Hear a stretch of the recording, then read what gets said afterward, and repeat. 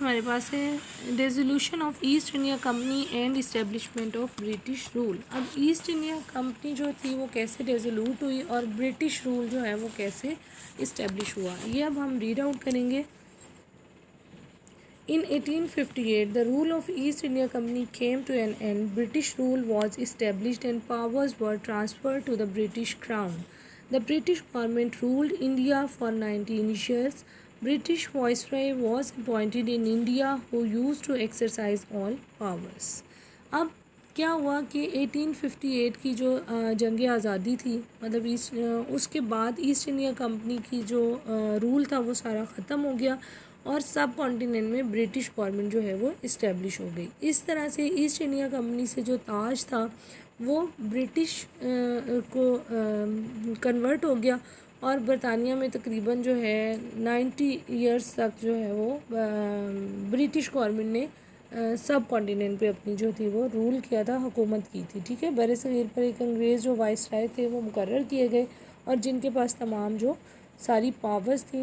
He was Lord Canning. An Act of 1858 was passed under which Lord Canning was appointed first Viceroy of India. He held the court at Allahabad in which he read out the proclamation of Queen Victoria which had the following points. 1858 में एक जो law बनाया गया था उसके accordingly Lord Canning जो थे वो वहाँ के वाइसराय बनाए गए थे, पहले वाइसराय, और उन्होंने इलाहाबाद में एक शाही दरबार मतलब मुनक्किद किया और उसमें मतलब कोर्ट थी, उसमें उन्होंने एक रीड आउट किया कि मलका विक्टोरिया की तरफ से जो पॉइंट्स दिए गए थे, अहम निकात, वो क्या क्या थे। ठीक है, okay. The first one is general amnesty was announce for all except those who fought against British. Means कि तमाम लोगों को माफ़ कर दिया जाएगा सवाए उनके जिन्होंने जंग में अंग्रेज़ों के ख़िलाफ़ हुए या उनकी मुखालफत की।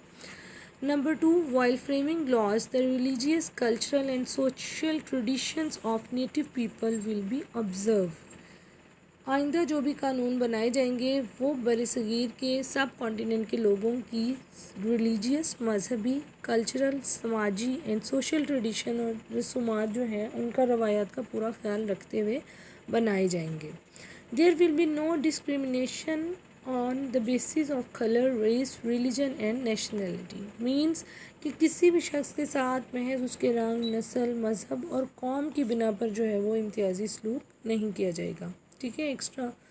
Number 3, the civil service will be offered on the basis of ability, education and performance. जो सिविल सर्विस सरकारी गवर्नमेंट की जो मुलाजमत दी जाएगी वो हर शख्स की काबिलियत पर, उसकी तालीम पर और उसके किरदार की बिना पर होगी, परफॉर्मेंस की बिना पर।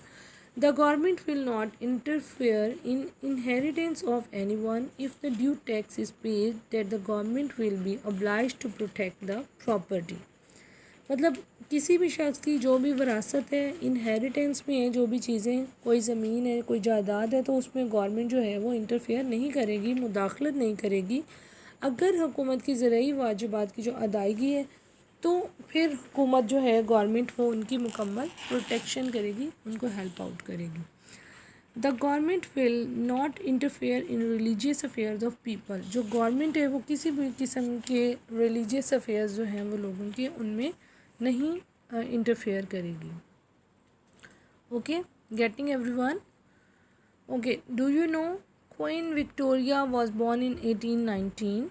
जो क्वीन विक्टोरिया थी वो 1819 में पैदा हुई। She remained queen from 1837 to 1901 और 1837 से 1901 तक उनका जो रूल था वो रहा, मतलब वो तख्त नशीन नहीं, और 1901 में जब तक उनकी वफ़ात नहीं हुई तब तक वो वहाँ पे एज ए क्वीन थी, मौजूद थी।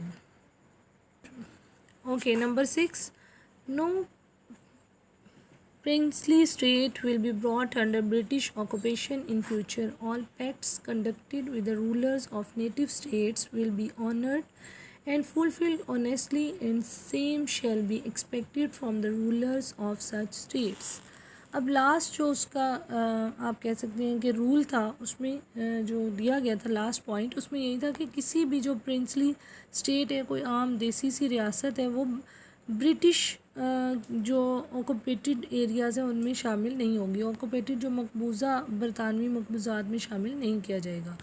ایسٹ انڈیا کمپنی کی طرف سے جو بھی آپ کہہ سکتے ہیں کہ پرنسلی اسٹیٹس تھیں, ان کے رولرز کے ساتھ جو بھی معاہدے کیے جائیں گے یا پلانز ہوں گے ان کا بہت زیادہ احترام کیا جائے گا اور ان پر آنیسٹلی عمل بھی کیا جائے گا, اور امید ہے وہ ان کا تھا کہ وہ بھی یہی سب کچھ کریں گے. Okay, now administrative structure of British in sub continent. اب سب کانٹیننٹ میں برٹش کا جو انتظامی یعنی ایڈمنسٹریٹو اسٹرکچر ہے وہ کیسے بنا. To run the administration of subcontinent the following structure was designed. کیا اسٹرکچر بنایا گیا تھا؟ You can see in the picture. یہ آپ دیکھ سکتے ہیں کوئن وکٹوریہ. سو کس طرح سے وہ ایڈمنسٹریشن جو ہے وہ ایک شخص سے دوسرے کو موو کرتی. Queen Victoria, then British prime minister, secretary of state for India, then viceroy of India, then provincial governor and officers of civil services. یہ ان کا سارا جو اسٹرکچر تھا وہ بنایا گیا. اب کیا ہے, under act 1858 viceroy was empowered to appoint the governors of provinces after the consultation of Queen and British Prime Minister. اب 1858 کے جو لاء تھا اس کے تحت وائسرائے کو جو آپ کہہ سکتے ہیں کہ کس طرح سے بنانا تھا کہ برطانیہ کے جو بھی وزیر اعظم کے مشورے سے صوبوں میں جو گورنر کا ارتقاء ہے اور تمام اختیارات ہیں وہ کس طرح سے اس کو کرنے تھے. Number 2, the post of secretary of state for India was Number 2, the post of Secretary of State for India was created and all powers of subcontinent were vested to him. The Secretary of State for India was member of British Parliament. برطانوی جو کابینہ تھا اس میں وزیر امور ہند secretary of state for India جو ہے وہ اس کو ایڈ کیا گیا, اور جو سب کانٹیننٹ کے جو بھی امور تھے ان کے متعلق کافی جو اختیارات تھے وہ ان کو دے دیے گئے, اور اس طرح سے وزیر امور ہند جو ہے وہ برٹش پارلیمنٹ کا ایک ممبر ہی تھا, اسٹیٹ سیکرٹری تھا. Number 3, the Secretary of State for India was assisted by the civil services and other staff in subcontinent. اب سیکرٹری آف اسٹیٹ جو انڈیا کے لیے بنایا گیا تھا وزیر امور ہند, اس کی ہیلپ کرنے کے لیے سول سروس کے افسر اور کچھ دوسرا جو اسٹاف تھا وہ ان کو اپوائنٹ کیا گیا تھا. اب council of India comprising 15 members was constituted to implement the policies of British government. The meeting of the council were presided over by the Secretary of State. اب سب کانٹیننٹ میں جو برطانوی حکومت تھی برٹش گورنمنٹ, اس کی جو پالیسیز تھیں ان کو کم اپ کرنے کے لیے, ان پہ عمل کرنے کے لیے ٹوٹل جو تھے وہ 15 ممبرس کی ایک کمیٹی بنائی گئی تھی. اس کونسل آف انڈیا بنائی گئی تھی, اور اس کے کونسل کے جو صدارت تھی پریسائڈ کرتا تھا, اجلاس کی صدارت کرتا تھا وزیر امور ہند کرتا تھا. Okay, Initial efforts were inclusion of native people in the British administration of subcontinent. اب سب کانٹیننٹ میں جو برطانوی انتظامیہ میں عام جو آبادی تھی, مقامی آبادی, اس کو شامل کرنے کے لیے کیا انیشیل ایفرٹس کی گئیں.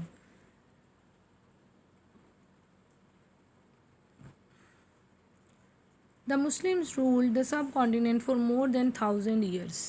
The communities participated in the War of Independence, but the British maltreated only the Muslims. Their properties were confiscated and they were expelled from services. Their businesses were destroyed and they became free of poverty and exploitation.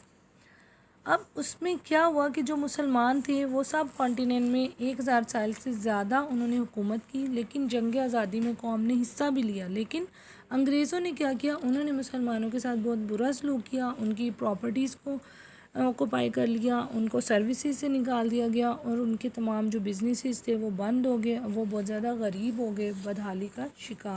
Okay, at that time sir Syed Ahmad Khan was disturbed on the downfall of the Muslims, so he started efforts to restore the status of Muslims in subcontinent. He wrote a pamphlet, Causes of Indian Revolt, in which he pointed out that the main causes of revolt of Muslims was exclusion of Muslims from government affairs, and they promulgated laws which were against the sentiments of the native people. مسلمانوں کو زوال کی حالت میں دیکھ کر بہت زیادہ دکھ کس کو ہوا تھا؟ سر سید احمد خان کو. ٹھیک ہے، انہوں نے مسلمانوں کو وہی مقام واپس دلانے کے لیے ایفرٹس کی، کوششیں کی، اور انہوں نے ایک رسالہ جو تھا اسباب بغاوت ہند لکھا، جس میں انہوں نے مسلمانوں کے لیے بہت سی ایفرٹس کی، ان کی پرابلمس کو شیئر کیا گیا. Okay. Besides, the British members of legislative councils were not aware of the problem of natives. Therefore, Sir Syed Ahmad Khan suggested that if it was impossible to include the Indian natives in British Parliament, then local law-making councils should be comprises native people.